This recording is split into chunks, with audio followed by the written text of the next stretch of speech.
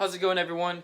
Today I'm going to be giving you a tour on my smaller reptile room. It's actually just my bedroom, but I've got animals in here and some of my favorites at that. So we have 5 tanks, 2 here, 1 here, small one right here, then we have a 10-gallon right there. So we're just going to go through all of them and you'll get to see like a tour of my room. I also just have extra stuff like where I got these antlers and turtle shells and stuff like that. So should be a good time. Make sure to watch the whole video because it's going to be a good video and you're not going to want to miss all these animals because they're like some of my favorites. So let's just go ahead and jump right in. Okay, so we're going to go ahead and start right here. This is my adult Crested Gecko setup. As you can see, we have 2 20-gallon vertical tanks on my nightstand here. Here I have a bunch of antlers. Almost all of these antlers I actually found at sheds. Some of them were from dead deer, but I think it's pretty cool. We got some antlers. I really like the way it looks sitting there. Pretty cool. Got my car keys. Have a katana right there, and just some other stuff. But this is my setup for the adult geckos, and sorry for the glare. I'll try my best to get rid of it. So on this tank, we have Charles, the male Crested Gecko. He's the adult male. Keep him separate from the females, except for breeding time, which is he's only in there with them for just a few weeks out of the year. So he's kind of by himself. He didn't need any friends because he's an adult male Crested Gecko and he will fight any other male Cresty. So there he is. See if we can't pull him out. He's usually under here. I don't know if you'll be able to see. Yeah, he's back there now. Oh, he just climbed up. Where is he? There he is. There's Charles. Adult male Cresty. One of the flightiest geckos I have. So we're gonna... Uh-oh. Get back in there. Make sure I don't pinch his little feet. I think he's good. Okay, get your feet back in there. One sec. Alright, there we go. So that's Charles. There he is again. Here we have this amazing bioactive vivarium. Absolutely love this thing. This thing is one of my favorite enclosures. So we have 2 geckos in here. We have Merida. So her name came from that Disney movie Brave, and like the main character's name is Merida, and she's a redhead. And look at this gecko. I mean, let me get some light on this. Look at this gecko. It's not the clearest light, but she's got a lot of reds and oranges in her, so I thought it was appropriate. So Merida, the gecko. And then somewhere in there is Cobbler. I have another adult female. Oh, she's in the back. You can kind of see her right there. So Cobbler is an extreme Harlequin Crested Gecko, and Merida here, I'm pretty sure she's a Harlequin. Is she an extreme Harlequin? I don't know. She's super nice though. I love her. One of my favorite geckos. Her tail is super long too. But look at those colors. It's so cool. But let me try to get Cobbler out. I'll be right back. Okay, so you can kind of see a little better. But here we have Merida in the back. Also, this tank, I kind of flooded it a little bit. I kept adding water to feed the plants, and I guess I didn't need to keep adding water, so it's like... So what I'm going to do is actually put the female geckos in here, move Charles into a smaller tank, and then let this air out because there's way too much water in the substrate. I wasn't paying attention, I just added too much water. But I'm going to try to grab or get Cobbler out. Here she comes. I don't think she's fired up, so you won't be able to see all of her colors. There you go. But you get a good idea of it. There's Cobbler, extreme Harlequin, adult female Cresty. She has reproduced before it. I'm not sure about Merida. I don't think Merida has. But Merida is in the back there. One of my favorite geckos. Then we have Cobbler. So there they are. Pretty cool. Then we have Charles with the extremely water-stained tank. I'm gonna lock them back up into their bioactive vivarium, which I think I might have drowned all the isopods, so it may not be bioactive anymore, but we'll get it figured out. So there is the adult Crested Gecko tank setup. Pretty cool.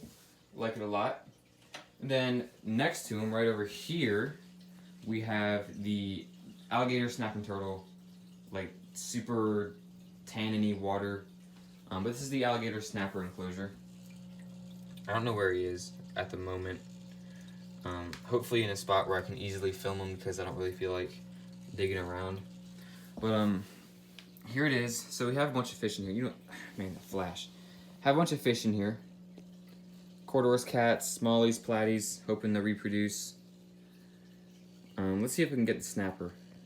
Here's another corridors cat. There's 2 of them in there. Something I really like about this tank is how the pothos plants, the vine, like the roots have started growing down. And there's a whole bunch of roots back there. You can barely see it. But the roots are starting to grow down. They're starting to get established. There's some more roots right there. The ones growing out of this filter here are doing great. The alligator snapper, knowing him, is probably in the most difficult spot to get. So we might have to come back to him. But if I don't find him, here's a picture of him. Pretty cool guy. Getting used to the setup, which I'm happy about. He's starting to use the entire thing rather than just sitting in one spot. It's the middle of the afternoon right now, which is, when they're naturally not out because they're nocturnal. So that's probably why he is hiding away. With all the lights on and this big studio light, he's like, oh, it's the middle of the day. It's time to take a snooze. So that is why he is not out, which is fine. You gotta see a picture of him. And I just posted a video of his setup, so you can go to my channel and look for that. But next to him, next to this here setup, the water, by the way, is that color because of the driftwood in there. It's tannin. If you're not familiar with it, it's just something that comes out of wood and driftwood. It doesn't hurt the turtle in any way. It doesn't hurt the fish. It actually helps them in it. The alligator snappers kind of need the tannin in the water to help keep their skin healthy, which is why this doesn't bother me. In this tank, we have 2 more geckos, 2 smaller ones. We have Pongo, which is too young to tell if it's a male or female yet. And then we have Aurora, like a middle-aged, like a juvenile gecko. So here we have Aurora. And this one, I was thought to be female, but I think it might be male. I think it's starting to show characteristics of being male. And we can find Pongo. Pongo is really cool. Pongo is like Merida. Oh, here she is. Pretty sure this one's a female, because she's much smaller. Look at that, she jumps on my hand. Oh no, she's escaping. And you probably just saw all the trash in my trash can. She really just, that millisecond she was on my floor, she pooped. You know what, get back in there. Go, get that tail back in there so I can close the door. Really? That's how it be with geckos. They sit on your floor for a millisecond and then right there, get this like wrapper. Nasty. Alright, so next to them, it's a 10-gallon bioactive setup. There is isopods and stuff in there. Got pothos, snake plants, Bella palm. We have some leaves in the bottom there. I need to clean out that uneaten food. But that's their tank. Obviously, they're going to get upgraded as they continue to grow and hopefully be added into an adult colony here within the next few years. So, with that out of the way, so just got done with these 4 enclosures. Last but not least, we have this 10-gallon, I'm going to pull my chair out, 10-gallon tank for Sunny, the hatchling Northern Diamondback Terrapin, which is at the moment right here. There he is. This guy is eating like a pig. He loves to eat. He eats, I feed him once a day, sometimes 2 times a day because they're small and they need that extra protein and minerals and calcium and stuff like that. But there he goes. We have some guppies. There were 6 I put in here and now there's 5, so somehow he must have got one. But here's the tank. Got a nice basking area right there. Got some pothos out of this is a 20-gallon Repti filter, pothos. Got my hand in the reflection. Then we have some guppies. forgot what they were called for a sec. And we got some driftwood, which is why this tank has some tannin in the water, but not as severe as this one.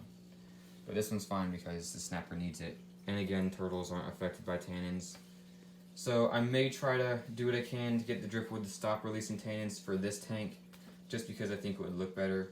But again, it doesn't really bother me, so it's probably going to stay like this for a little bit.